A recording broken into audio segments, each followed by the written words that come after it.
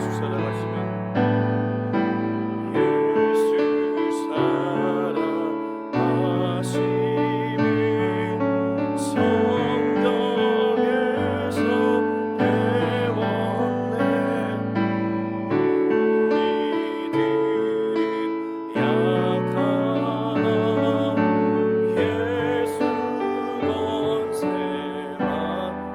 드리며 나를 사랑하시고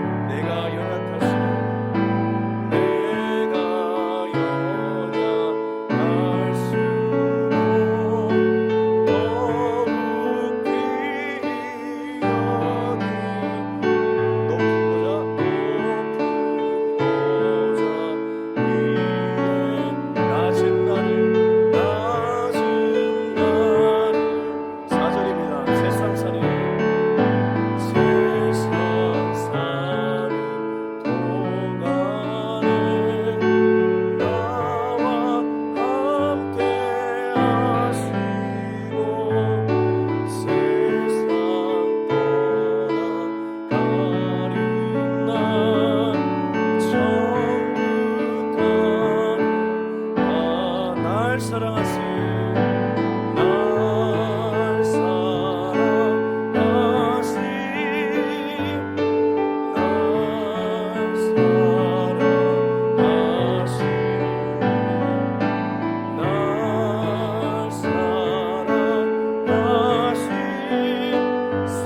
아니요 드러나신 날 사랑하신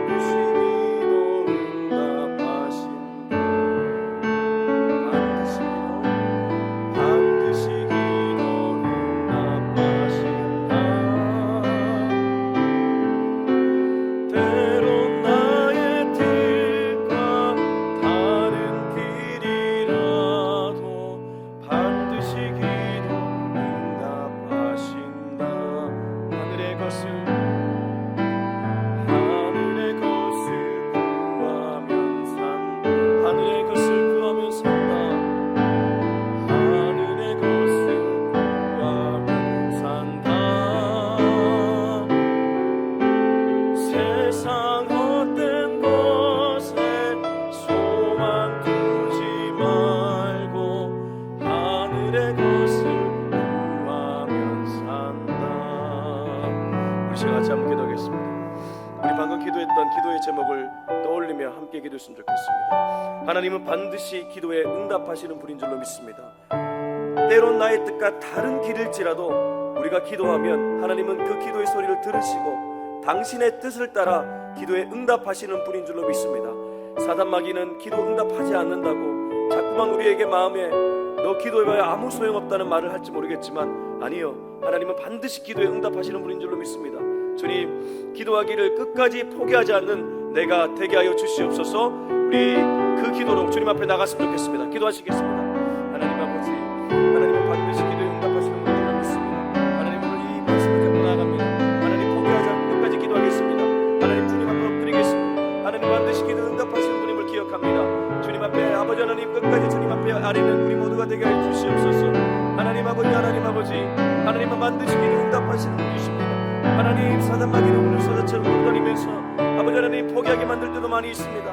아버지 하나님, 그 포기하게 만드는 사단의 유혹에 넘어가지 않기를 원합니다. 끝까지 하나님, 우리가 기도의 자리를 찾을 수 있기를 원합니다. 끝까지 은혜의 자리를 찾을 수 있기를 원합니다.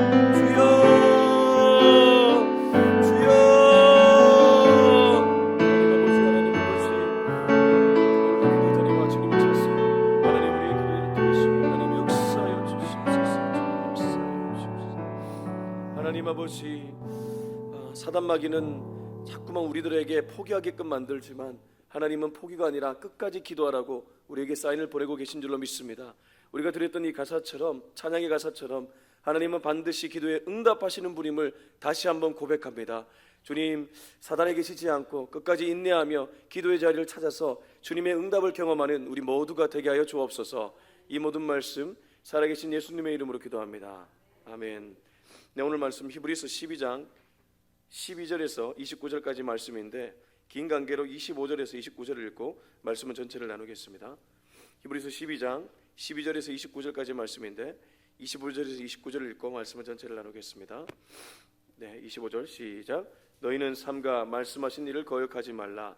땅에서 경고하신 일을 거역한 그들이 피하지 못하였거든.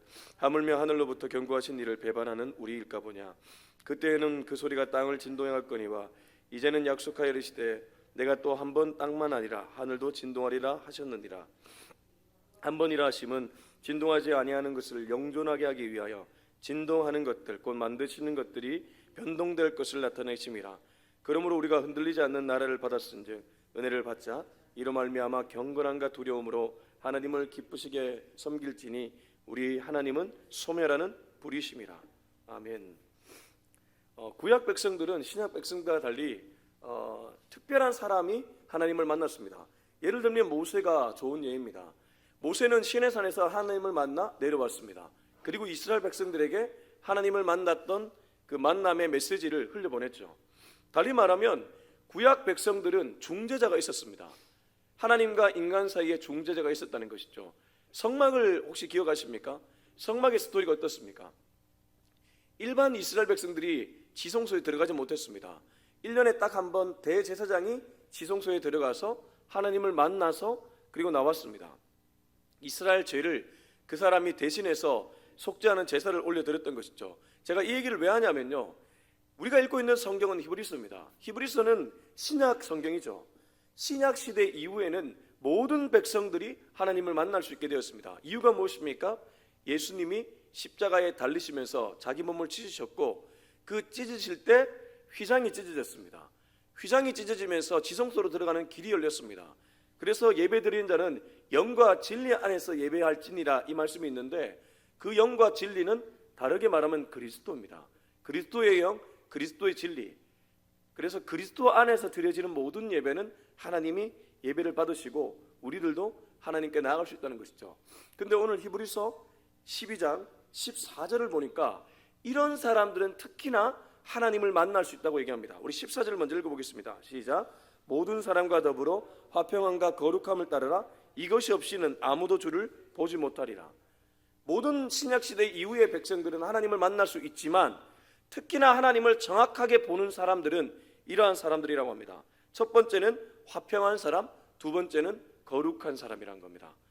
화평하고 거룩을 추구하는 사람들이 하나님을 정확하게 보게 된다는 것이죠. 그럼 거꾸로 말하면 모든 백성들이, 신약시대 이후의 모든 백성들이 하나님께 예배는 드릴 수 있지만 그렇다고 하나님을 똑바로 보는 것은 아닐 수 있다는 것입니다. 화평을 추구하고 거룩을 추구하는 사람이야말로 하나님을 똑바로 볼 수 있다고 얘기합니다. 저는 이 시대에 하나님을 바로 보는 것이 너무 중요한 것 같아요. 왜 그러냐 하면 하나님은 한 분인데 그 한 분 하나님을 각자 사람들이 너무 다르게 해석해서 이 모양 저 모양으로 다 달라져가지고 신앙이 어떤 목사님을 따라가면 이런 색깔이 되고 어떤 목사님을 따라가면 이런 색깔이 되고, 물론 강조점은 서로 다를 수 있지만 가끔은 이단에 가까워지는 모습을 보일 때가 있거든요. 그렇기 때문에 이 시대에 하나님을 똑바로 보는 것 굉장히 중요하다는 거죠. 화평과 거룩, 그 얘기를 12절 13절에서는 구체적으로 이렇게 얘기합니다. 우리 12, 13절 읽어보겠습니다. 시작. 그러므로 피곤한 손과 연약한 무릎을 일으켜 세우고 너희 발을 위하여 곧은 길을 만들어 저는 다리로 하여금 어그러지지 않고 고침을 받게 하라. 화평이란 단어와 거룩이란 단어는 신앙 용어고 다소 추상적인 표현입니다. 그걸 구체적으로 12절 13절은 도와주는 사람이라고 표현합니다. 화평은 사실 우리들에게 어울리는 단어가 아니라 예수 그리스도께 어울리죠. 예수님은 하나님과 우리 사이에 막힌 담을 허무면서 하나님과 우리 사이를 화평케 해주셨습니다. 그런데 자기 몸으로 허무셨다는 것은 다르게 말하면 도와주셨다는 의미입니다. 자기 몸으로 도와주셨다는 것이죠. 그래서 화평을 추구하는 자는 도와주는 사람인데 어떻게 도와주느냐? 피곤한 손과 연약한 무릎을 일으켜 세운다. 피곤한 손, 연약한 무릎은 약한 자를 가리킵니다. 그래서 화평을 추구하는 자는 언제나 약자를 보는 눈이 있는 사람입니다. 그리고 두 번째로 너희 발을 위하여 곧은 길을 만들어 저는 다리로 하여금 어그러지지 않고 고침을 받게 하라. 이것도 마찬가지죠. 저는 다리가 누구겠습니까? 우리 주변에 보면, 가만히 보면 저는 다리를 가진 사람들이 있습니다. 꼭 육체적으로 저는 다리를 가진 사람만이 저는 다리가 아니라 인생에 저는 다리를 가진 사람들이 있다는 것이죠. 그걸 보는 눈을 가진 사람이 화평하는 사람이요 거룩을 추구하는 사람이라는 것입니다. 교회도 저는 다리처럼 보이는 교회가 있습니다. 그렇지 않습니까? 저희 교회도 아직은 자립하려면 조금 시간이 걸리겠죠. 그러니까 이 시대에 화평과 거룩을 추구한다는 것은 그냥 나만 은혜를 먹는 사람들이 아니라 그런 것을 볼 줄 아는 사람, 그런 사람이 하나님을 똑바로 보는 사람이라는 사실을 잊지 않는 저와 여러분이 되었으면 좋겠습니다. 자, 15절에서 17절입니다. 시작. 너희는 하나님의 은혜에 이르지 못하는 자가 없도록 하고 또 쓴뿌리가 나서 괴롭게 하여 많은 사람이 이로 말미암아 더럽게 되지 않게 하며 음행하는 자와 혹 한 그릇 음식을 위하여 장자의 명분을 판 에서와 같이 망령된 자가 없도록 살피라. 너희가 아는 바와 같이 그가 그 위에 축복을 이어받으려고 눈물을 흘리며 구하되 버림바가 되어 회개할 기회를 얻지 못하였느니라. 그리고 또 하나, 거룩함을 추구하는 사람들에 대한 얘기를 이런 식으로 하는데, 자 15절에 보면 너희는 하나님의 은혜에 이르지 못하는 자가 없도록 하고, 하나님의 은혜에 이르지 못하는 자가 없도록 한다는 말은 사각지대가 없도록 만들라 이 말 아니겠습니까? 은혜의 사각지대가 없도록 만들라 이 말 아니겠습니까? 은혜의 사각지대 어느 교회나 존재합니다. 예배 드릴 때도 존재합니다. 예배를 모두가 다 드리는 것 같지만 어떤 사람들은 예배 시간에 딴 생각할 때가 참 많이 있습니다. 그러면 그 사람은 은혜의 사각지대가 되는 것입니다. 히브리서 기자는 은혜의 사각지대가 없도록 주의하라고 얘기하죠. 그리고 쓴뿌리가 나서 괴롭게 하여 많은 사람이 이로 말미암아 더럽게 되지 않게 하라. 인간 밑에 깔린 감정 중에 이 쓴뿌리의 감정들이 있습니다.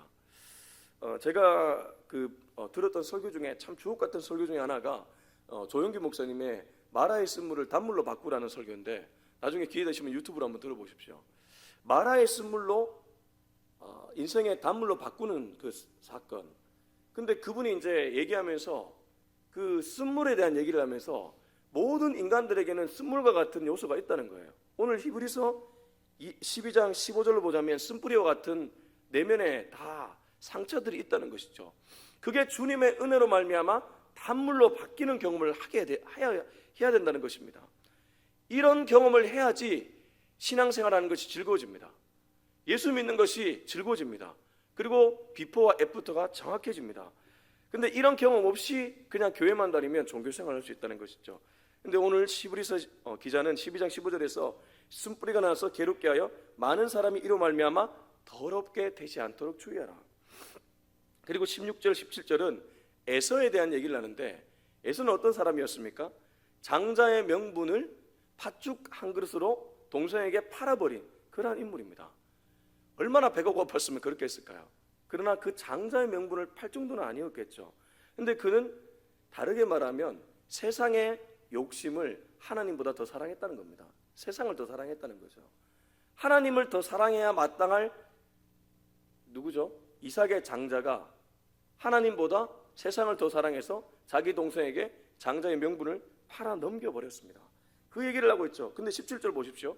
너희가 아는 바와 같이 그가 그 후에 축복을, 장자의 축복입니다, 장자의 축복을 이어받으려고 눈물을 흘리며 구하되 버림바가 되어 회개할 기회를 얻지 못하였느니라.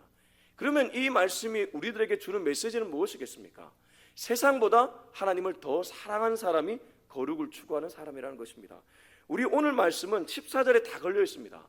화평을 추구하고 있는가? 거룩을 추구하고 있는가? 화평을 추구하는 사람은 약자를 도우고 섬기는 자다. 거룩을 추구하는 자는 은혜의 사각지대가 없도록 만든다. 쓴뿌리를 오히려 단물로 바꾸는 사람이다. 동시에 하나님을 더 사랑하는 사람이다. 자, 18절에서 21절까지 읽어보겠습니다. 시작. 너희는 만질 수 있고 불이 붙는 산과 침침함과 흑암과 폭풍과 나팔 소리와 말하는 소리가 있는 곳에 이른 것이 아니라 그 소리를 듣는 자들은 더 말씀하지 아니하시기를 구하였으니 이는 짐승이라도 그 산에 들어가며 돌로 침을 당하리라 하신 명령을 그들이 견디지 못함이라.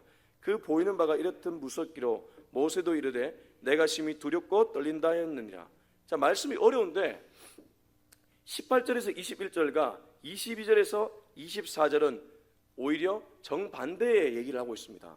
18절에서 22절은 우리가 가면 안 되는 목적지를 얘기하고 22절에서 24절은 우리가 가야 되는 목적지를 얘기합니다. 다시 한번요.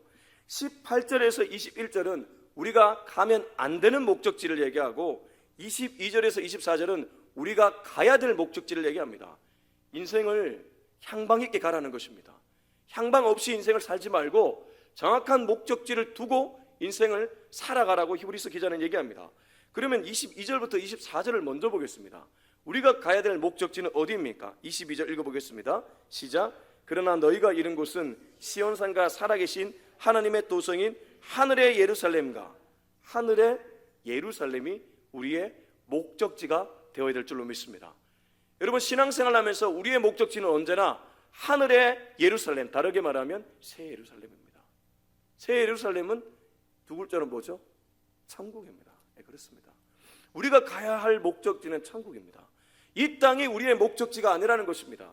잘 살고 잘 먹는 것이 우리의 목적지가 아니라는 것입니다. 우리의 목적지는 언제나 천국이 되어야 될 줄로 믿습니다. 천국을 목적지로 삼는 사람들은 이 땅을 다르게 살아가게 되어 있습니다. 이 땅에 집착하지 않게 되어 있습니다. 이 땅을 더 사랑하는 모습을 보이지 않게 되어 있습니다. 그래서 그러한 천국을 사모하는 사람들은 누구와 친밀하게 지내는지를 23절 24절은 이렇게 얘기합니다. 같이 읽겠습니다. 시작. 하늘에 기록된 장자들의 모임과 교회와 만민의 심판자이신 하나님과 및 온전하게 된 의인의 영들과 새 언약의 중보자이신 예수와 및 아벨의 피보다 더 나은 것을 말하는 뿌린 피니라. 어렵지 않죠? 이 천국을 사모하는, 천국을 향해 나아가는 사람들은 누구와 함께 친밀하게 지냅니까? 23절에 보니까 하늘에 기록된 장자들, 이 장자들 누구겠습니까? 믿음의 사람들이죠. 믿음의 선진들이죠. 12장 1절 한번 보실래요? 12장 1절 같이 한번 읽어보겠습니다. 시작. 이러므로 우리에게 구름같이 둘러싼 허다한 증인들이 있으니 모든 무거운 것과 얽매이기 쉬운 죄를 벗어버리고 인내로서 우리 앞에 당한 경주를 하며. 허다한 증인들이 있다고 하지 않습니까? 우리를 둘러싼 허다한 증인들 누구겠습니까? 11장 전체에 나온 믿음의 인물들입니다. 11장 4절 믿음으로 아벨, 11장 5절 믿음으로 에녹, 11장 7절 믿음으로 노아, 11장 8절 믿음으로 아브라함, 11장 11절 믿음으로 사라, 11장 17절 아브라함, 11장 21절 믿음으로 야곱, 11장 22절 믿음으로 요셉, 24절 믿음으로 모세. 자, 넘어오겠습니다. 이런 사람들이 누구입니까? 23절에 보면 하늘에 기록된 장자들이라는 것입니다. 이 사람들이 우리가 친해져야 될 사람이라는 거죠. 그러면 뭐와 친해진다는 것이죠? 성경과 친해진다는 것입니다. 이 사람들이 어디에 기록되어 있습니까? 성경에 기록되어 있는 줄로 믿습니다. 그러면 우리가 뭐랑 친해져야 되겠습니까? 성경에 친해져야 된다는 것입니다. 하늘을 향해 나아가는 사람, 천국을 향해 나아가는 사람들은 이 땅의 사람들과 친해지는 것이 아니라 성경의 인물들과 친해지고 동시에 그 성경을 읽는 사람들과 친해져야 된다는 것입니다. 여러분 통독 열심히 하고 계시죠? 통독 멤버들과 친해지셔야 됩니다. 또 통독 멤버들과 함께 통독을 열심히 하셔야 됩니다. 그리고 또 하나가 있습니다. 교회와 만민의 심판자이신 하나님과 친해져야 될 줄로 믿습니다. 하나님과 친해지는 것이 하늘 예루살렘을 사모하는 사람들의 모습이라는 거죠. 그리고 24절에 보면 새 언약의 중보자이신 예수와 아벨의 피보다 더 나은 것을 말하는 뿌린 피, 그러니까 예수의 보혈이죠. 예수와 친해지라는 것입니다. 자, 명약 관화해졌습니다. 우리가 친밀하게 지내야 될 사람들은 정해져 있습니다. 성경에 기록된 믿음의 선진들, 그리고 함께 통독하는 믿음의 사람들, 동시에 하나님과 예수 그리스도, 그분과 친해지라는 것입니다. 하나님과 예수 그리스도 그분과 친해지려면 어떻게 해야 될까요? 기도의 자리에 나오셔야 됩니다. 기도 외에는 이런 교가 나갈 수 없다고 했고, 만민이 기도하는 집이 교회라고 말씀하셨습니다. 다르게 말하면 기도할 때 너희를 만나겠다는 것이죠. 하나님과 친밀해지는 유일한 방법이 있다면 기도의 자리인 줄로 믿습니다. 그런데 그런 목적지를 가지 않고 다른 목적지로 가면 어떻게 되겠습니까? 21절 보십시오. 그 보이는 바가 이렇듯 무섭기로 모세가 이르되 내가 심히 두렵고 떨린다. 잘못된 목적지를 향해 가면 마지막에 가서 이 두려움에 빠지게 됩니다. 지옥 구덩이가 어떻습니까? 두려운 곳 아니겠습니까? 그런 곳에 잘못 가면 가게 된다는 것입니다. 자, 25절에서 29절까지 읽고 마무리하겠습니다. 시작. 너희는 상가 말씀하신 일을 거역하지 말라. 땅에서 경고하는 일을 거역한 그들이 피하지 못하였거든. 하물며 하늘로부터 경고하신 일을 배반하는 우리일까 보냐. 그때에는 그 소리가 땅을 진동하였거니와 이제는 약속하여 이르시되 내가 또 한 번 땅만 아니라 하늘도 진동하리라 하셨느니라. 또 이 또 한 번이라 하심은 진동하지 아니하는 것을 영존하게 하기 위하여 진동한 것들 곧 만드신 것들이 변동될 것을 나타내심이라. 그러므로 우리가 흔들리지 않는 나라를 받았은즉 은혜를 받자. 이로 말미암아 경건함과 두려움으로 하나님을 기쁘게 섬길지니 우리 하나님은 소매라는 불이심이라. 자, 이 말씀도 어렵지 않습니다. 이 말씀의 핵심은 27절, 28절에 있습니다. 27절, 28절 진동, 변동 이런 말이 있는데 제가 좀 더 쉽게 풀이하겠습니다. 흔들리지 않는 것을 사모하라는 것입니다. 이 땅에 흔들리는 것을 사모하지 말고 흔들리지 않는 것을 사모하라는 것이죠. 여러분, 흔들리지 않는 것이 무엇입니까? 변하지 않는 것입니다. 이 땅의 모든 것들은 변하는 것들입니다. 사람 변합니다. 목사 변합니다. 변하지 않는 건 무엇입니까? 이거 변하지 않습니다. 하나님 변하지 않습니다. 근데 사람들이 다 속는 거예요. 변하는 것들을 좋아하다가 본인도 변하고 남도 변하게 만듭니다. 변하지 않는 것을 사모하면 영원 무궁토록 변하지 않는 그분께 붙어있기 때문에 우리는 천국 백성 될 수 있는 줄로 믿습니다. 그래서 28절 그러므로 우리가 흔들리지 않는 변하지 않는 나라를 받았은즉 은혜를 받자. 이로 말미암아 경건함과 두려움으로 하나님을 기쁘게 섬길지라. 근데 이걸 사모하지 않고 다른 것을 사모하면 우리 하나님은 멸하시는 불이다. 소멸하시는 불이라고 얘기합니다. 이 소멸하시는 불이 나중에 심판대에서 변하는 것들을 사모했던 사람들에게 심판의 불로 나타나서 다 멸해버리신다는 것입니다. 근데 우리는 그 심판의 불을 경험하지 않고 변하지 않는 하나님을 붙잡았기 때문에 그때 천국으로 가게 될 줄로 믿습니다. 오늘 말씀의 결론은 이것입니다. 단순하지만 나는 변하는 것을 사랑하고 있는가? 변하지 않는 것을 사랑하고 있는가? 변하지 않는 것은 사람이 아니라 하나님인 줄로 믿습니다. 사람에게 절대 의존하지 마십시오. 목회자의 말에 절대 의존하지 마십시오. 제가 거듭 이 강단에서 계속 강조하는 것은 저를 의존할 것도 없고 제 말도 의존할 것도 없습니다. 오직 성경 하나, 이 성경만 의존하면 될 줄로 믿습니다. 종교개혁은 성경으로 돌아가는 일이었습니다. 성경을 끊임없이 사모하는 사람은 하나님을 만나게 되어 있습니다. 사람을 사모하는 것이 아니라 성경을 사모하는 저와 여러분이 될 수 있길 예수 그리스도 이름으로 축원합니다. 우리 기도하시겠습니다. 이 시간 함께 기도할 때 주님, 오늘도 사람 의지하지 않겠습니다. 오직 하나님만 바라보겠습니다. 하나님께 기도하며 나아가겠습니다. 하나님의 말씀만 붙잡겠습니다. 우리 이 기도 제목으로 다 같이 한번 기도하겠습니다.